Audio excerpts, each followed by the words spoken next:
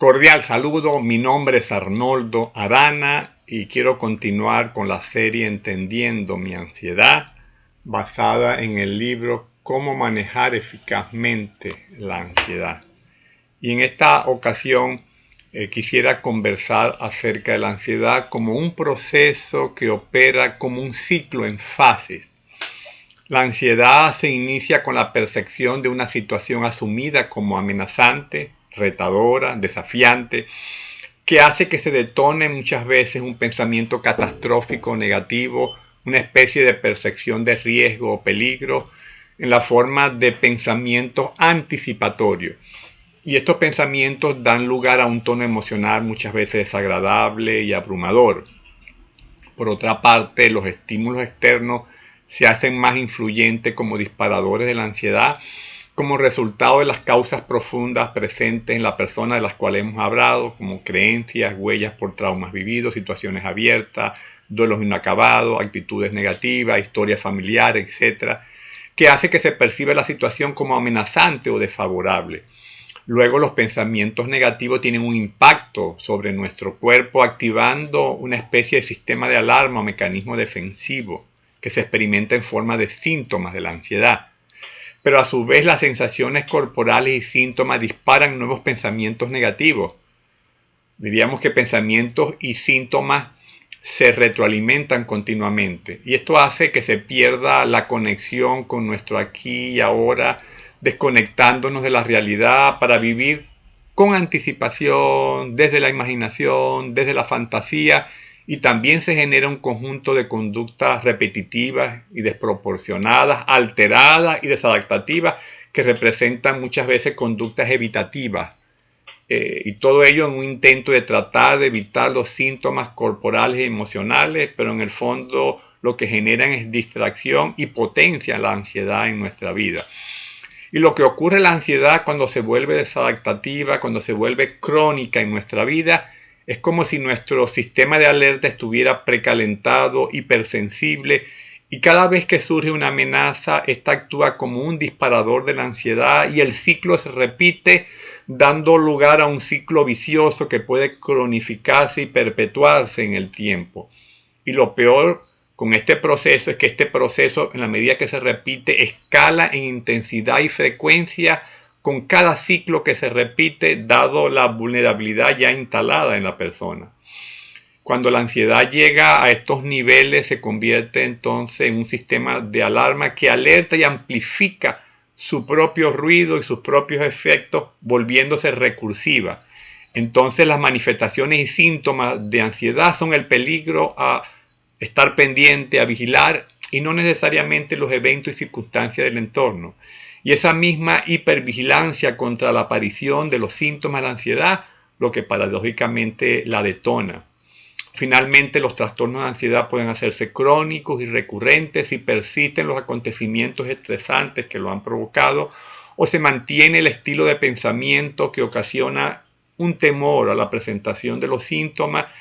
o esa manera de gestionar las emociones de manera inadecuada, y con eso se crea un círculo vicioso entre la ansiedad y el temor a presentarla. Pero la ansiedad necesitamos abordarla de una manera más constructiva. Y siendo que la ansiedad es un proceso multifacético que tiene muchas dimensiones, que incluye lo físico, lo conductual, lo cognitivo y lo emocional, pues requiere ser abordada desde una perspectiva integral que abarque todas estas dimensiones. Se hace necesario entonces trabajar con lo cognitivo, es decir, con los pensamientos negativos recurrentes que a veces se vuelven obsesivos, con lo físico, es decir, con los síntomas, con las sensaciones corporales que necesitan ser aliviados, con lo emocional, que tiene que ver con lo que está debajo de los síntomas y pensamientos, y que tiene que ver con la dificultad para expresar las emociones, la represión emocional que muchas veces hacemos de nuestras emociones y que luego se manifiesta en sensación de aprensión, nerviosismo, y lo conductual, que se refiere a esas conductas repetitivas, compulsivas y erráticas que acompañan muchas veces a la ansiedad. Para gestionar la ansiedad necesitamos entonces conocer cómo se manifiesta la ansiedad en nuestro cuerpo, en nuestros pensamientos, en nuestras emociones y forma de comportarnos. Y esto implica familiarizarnos con nuestra ansiedad, para lo cual necesariamente tenemos que hacernos amigos de la ansiedad, aliarnos con ella, más que repelerla y verla como una bruja. Comprender las causas profundas que nos predisponen a la ansiedad lleva a entrar en contacto y en alianza con ella. Y esto conlleva aprender a escuchar nuestro cuerpo,